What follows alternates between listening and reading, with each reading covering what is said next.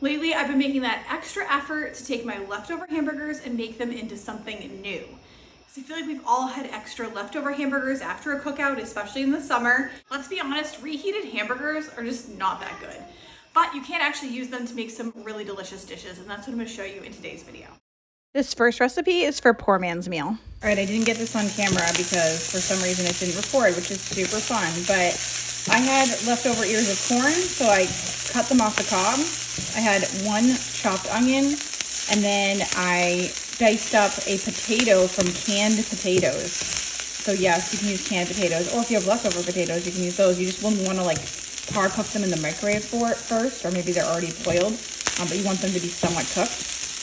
And I'm just cooking this up over a medium-high heat with olive oil, salt, pepper, garlic powder, and onion powder.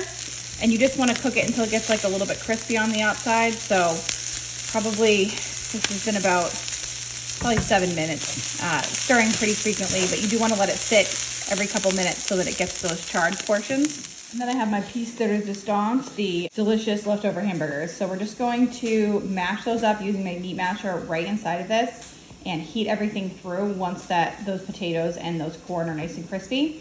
And then you can serve it as is. This tastes delicious with ketchup, but you can also put some shredded cheese over the top, and that is also an added bonus. So both are really good. And I feel like visually, like it's not that exciting with all the colors, but the flavor is amazing. It's a great way to use up those leftover hamburgers.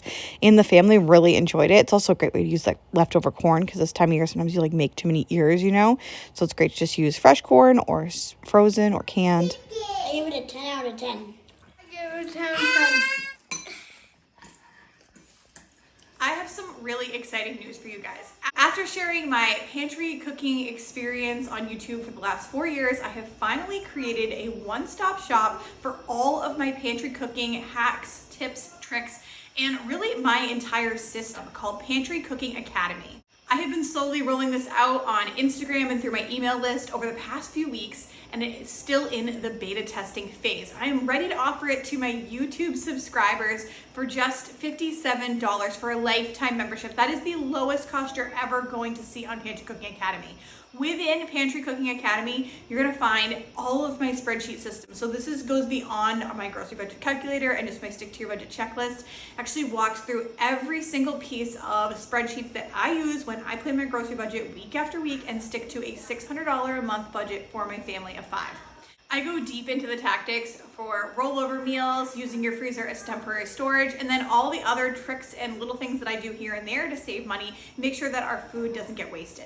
There's also so much more within Pantry Cooking Academy. The value is incredible. If you click the link in the description box now, you can lock yourself in at that $57 lifetime membership price that will never be seen again after the 14th of July. So maybe you're new here, maybe you've been watching me for a while, but you really want to dig deeper into pantry cooking, really nail things down as far as a system, because as much as you try, you may end up sometimes failing, and sometimes that's just because you don't have the right system. I have a system that has worked for us, and I'm really excited to share it with you. With the lifetime membership, you'll also receive any bonuses going forward. So if you sign up today, you're gonna get anything that I ever add to it, and that will include things like efficiency worksheets, ebooks, seasonal meal plans, and more. So make sure to click the link in the description box to claim your membership before it is too late for that just $57 price that will never be seen again. I want to make sure that you get in on the ground floor. I'm just so excited that there's finally a place where all of my expertise can be absorbed in one place, so you don't have to sort through the YouTube videos and try and make it work. The system is all there for you. And of course, one of the things that I teach is repurposing meals, so let's get back to doing that. Next up, we're making a zucchini lasagna. And again, we're using like some fresh in-season vegetables here with the zucchini. You could just make regular lasagna with this too, but zucchini is a really nice way to get some more veggies in. So for the zucchini, you just want to slice the ends off of it and then slice it into thin slices. You could also use a mandolin for this if you'd like, but I couldn't find mine, so I just ended up slicing that, maybe a little less than a 1/4 inch thick. And then there's a couple different ways to get the water out of a zucchini, because if you just put the zucchini straight into a zucchini lasagna, it's going to be super, super watery because there's a lot of water content inside the zucchini.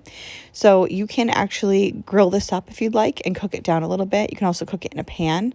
I'm actually doing what's called like the lazy method. So I just actually took the slices of zucchini and dredged them in some flour with salt and pepper. But it's your choice on how, which way you want to get that liquid out. Salt also will take some of the liquid out, but you do either want to put them in flour or actually kind of grill them down first. And then for the filling, I used a cottage cheese filling. So you just want 1 egg and 2 cups of cottage cheese. Now you can, of course, cook up a pound of ground beef for this, but here are my leftover burgers. And then I just used my meat masher to mash those up into smaller pieces. This is another great way to use up those leftover burgers. And then to that, you added 1 jar of tomato sauce or marinara sauce, whatever your favorite is for making a lasagna. You could even make your own if you'd like to. And just mix that up. So if you're cooking your own beef on the stove, go ahead and cook that up, drain the grease, and then just add the sauce in. And then just spray down a 9x13 pan and then dredge those zucchini inside of your flour mixture and lay those in the bottom of the pan evenly as possible. They're only going to make 2 layers of zucchini, so but you don't want to like layer them up too much, so just try and just lay them side by side. And then top that with the cottage cheese mixture. You can use all of the cottage cheese mixture in this because we're just going to do that 1 layer. And then top that with half of the ground beef and tomato sauce mixture. Then you can use the rest of the zucchini over the top. If you have too much, if you have some left over, that's okay. Just kind of save that off to the side. Maybe you can cook that up on a pan and put it in omelets or something like that. And that's the nice thing, that you haven't really dredged it in the flour yet, so you can use it for something different. And then cover that with the rest of the ground beef and the sauce and some mozzarella cheese. Now you want to cover this with tin foil and bake at 375 degrees for about 30 minutes. Then you're going to take the tin foil off and cook it for another 10 minutes to just melt the cheese on top.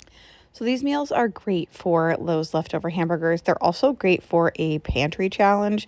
And a pantry challenge is when you skip the store and go 1 to 5 days without buying anything. So you just cook with what you already have. So this may be good, especially if you have a garden, to use up some leftover burgers and some zucchini this time of year. My pantry challenge checklist is free until the 14th of July. So that's going to be linked down in the description box. I recommend that you go and grab that so you can do your own pantry challenge. And all of these recipes and 5 more leftovers recipes are on my blog, and that is also down in the description box. I hope you love these recipes today. Go ahead and click on this next video to get some more inspiration, and I'll see you very soon.